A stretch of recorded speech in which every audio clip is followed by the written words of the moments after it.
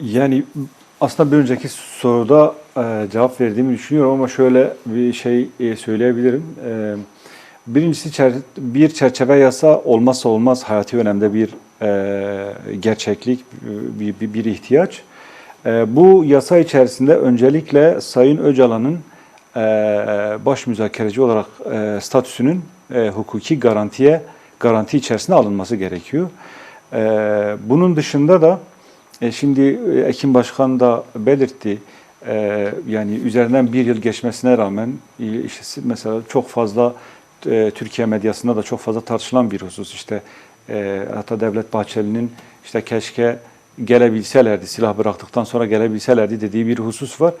Şimdi devletin bu noktadaki ketum yaklaşımı hakikaten kabul edilebilir değil. Bu anlamda silah bırakan gerillaların amasız, fakatsız, şartsız ve ayrımsız bir biçimde demokratik siyasete katılabilecekleri bir yasal düzenleme olmazsa olmazdır.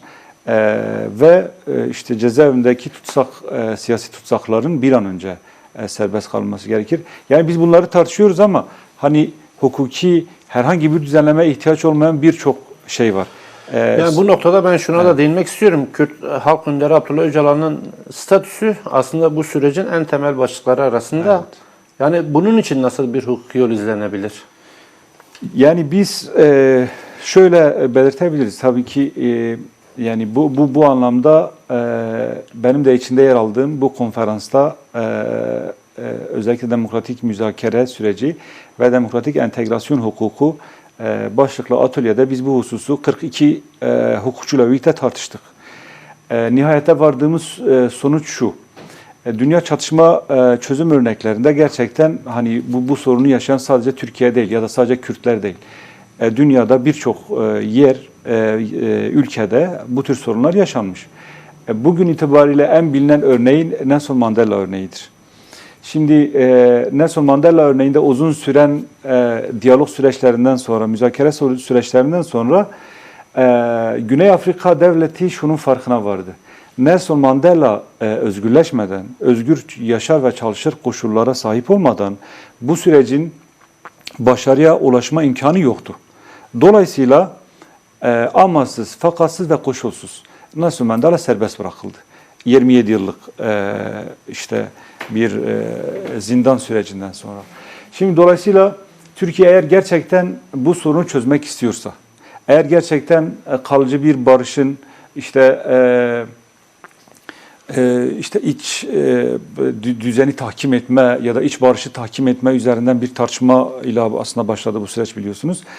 Gerçekten bunu istiyorsa, gerçekten Kürt halkıyla barışmak istiyorsa, yani Mandela örneğinde olduğu gibi evet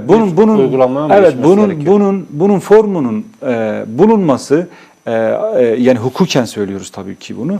Bunun hukuki formunun bulunması 5 dakikalık bir meclis faaliyetidir yani. Bunu belirtebiliriz. Eğer gerçekten barışta samimilerse. Çünkü Kürt halkı uzun yıllardan bu yana yani Sayın Öcalan 15 Şubat 1999 yılında İmralı'ya konulduğu günden bugüne kadar Sayın Öcalan'ı kendi iradesi olarak gördü. Bunun mücadelesini verdi. Bunun itirazını yaptı. Bunun isyanını yaptı ve nihayetinde de işte mecliste sunulan dilekçelerle birçok mücadele yöntemiyle, siyasal, hukuki birçok açıdan yapılan mücadeleyle Sayın Öcalan'sız bir çözümü kabul etmeyeceğini çok net bir biçimde ortaya koydu. Dolayısıyla devlet bunu biz mesela atölyede şöyle tartıştık. İnfaz kanununa bir madde eklenebilir mi? Eğer gerçekten devlet barışta samimi ise infaz kanunuyla dahi çözülebilir. Biz bunu elbette bu şekilde olsun üzerinden tartışmıyoruz ama hukuki formları var. Nelson Mandela örneğinde olduğu gibi bir kararname yayınlanır ve bu kararname yani Türkiye'de böyle bir mekanizma yok. Ben sadece örnek olsun diye söylüyorum. Türkiye'de 5 dakikalık bir meclis faaliyetiyle Sayın Öcalan'ın özgür çalışır yaşar koşullarının oluşturulabilecek bir hukuki form bu geçiş yasasında çok rahat tanımlanabilir. Hukuken bunun önünde bir engel yok. Bunun önündeki engel şu an itibariyle gerçekten Türkiye devleti hala müzakereyi şöyle tanımlıyor ya da Türk elitleri işte diyelim ki Türk siyasetçileri şöyle tanımlıyor.